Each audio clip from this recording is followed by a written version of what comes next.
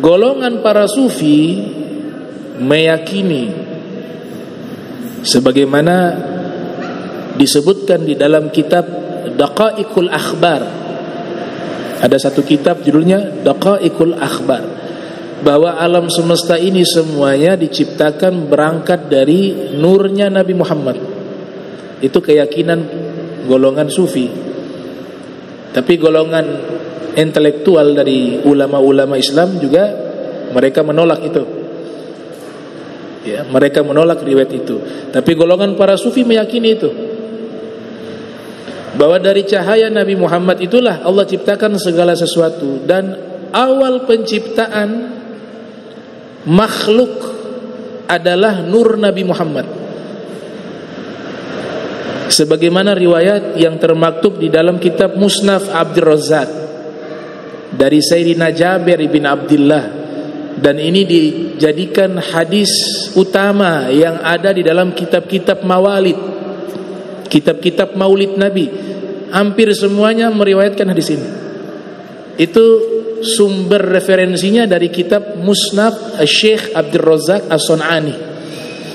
Dapat sanadnya itu dari sahabat bernama Jabir ibn Abdullah. Hadis yang masyhur. Ia bertanya, "Ya Rasulullah, akhbirni an awwali syai' khalaqallahu ta'ala qabla asya'." Wahai Rasulullah, kabarkan padaku sesuatu yang pertama kali Allah ciptakan sebelum Allah ciptakan segala sesuatu. Kemudian Nabi menjawab, kurang lebih Nabi katakan, "Innallaha ta'ala khalaqa nur nabiyyika Muhammadin min nuri." Wa fi riwayah, "Innallaha ta'ala khalaqa qabla asya' nur nabiyyika Muhammad min nuri." Sesungguhnya Allah menciptakan cahaya Nabi Muhammad SAW sebelum Allah menciptakan segala sesuatu. Ini rujukannya di kitab namanya Musnaf Syekh Abdur Razzaq As-Sun'ani, yang sanadnya bersambung kepada Sayyidina Jabir ibn Abdullah. Nah, ini harus diperhatikan nih. Jadi ulama ini mengkritik, sebenarnya intinya itu bukan di hadisnya, isi hadisnya bukan. Karena isi hadis itu menyebutkan Nabi Muhammad itu diciptakan dari cahaya. Ulama tafsir banyak juga mereka menafsirkan Al-Quran ketika mensifati Nabi dengan cahaya itu sangat banyak. Seperti At-Tabari ketika menafsirkan firman Allah Ta'ala, "Qad ja'akum minallah nurun wa kitabum mubin." Telah datang kepada kalian dari Allah nur, cahaya, dan kitab yang nyata. Beliau mengatakan al-muradu bin nur huwa sayyiduna Muhammad. Yang dimaksudkan cahaya di situ adalah Nabi Muhammad. Memang ada yang mengkritik isinya, tapi itu sebenarnya yang mereka lebih kritik itu sebenarnya bukan isinya.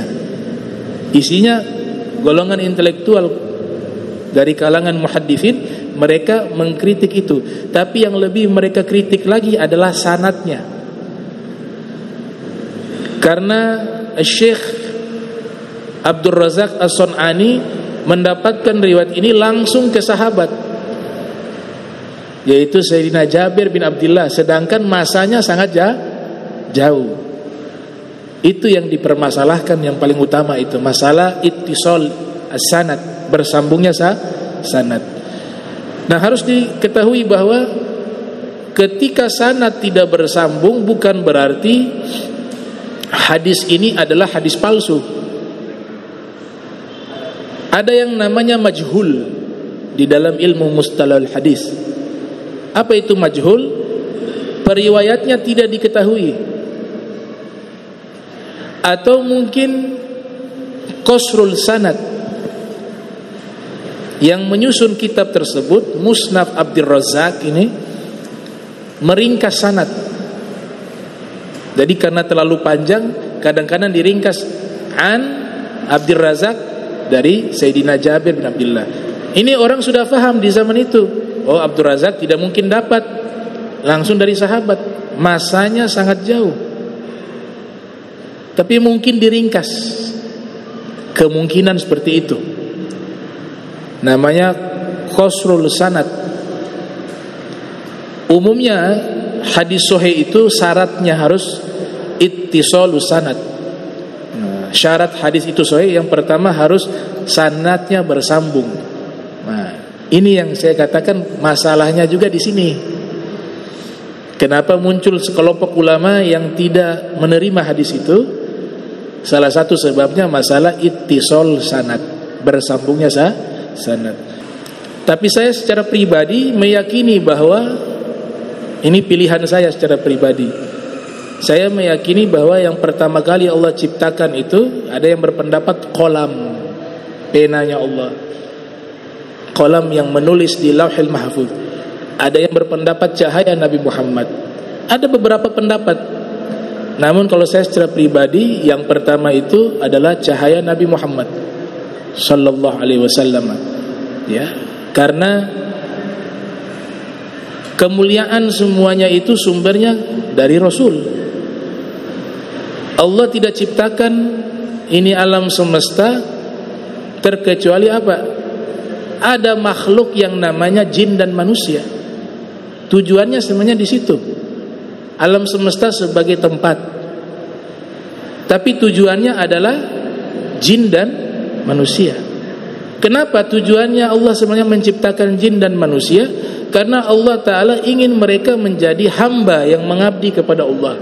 Itulah yang difirmankan, wa ma khalaqtul jinna wal insa illa liya'budun. Tidaklah aku ciptakan jin dan manusia terkecuali untuk mereka menghamba kepadaku. Ibnu Abbas menafsirkan liya'rifun.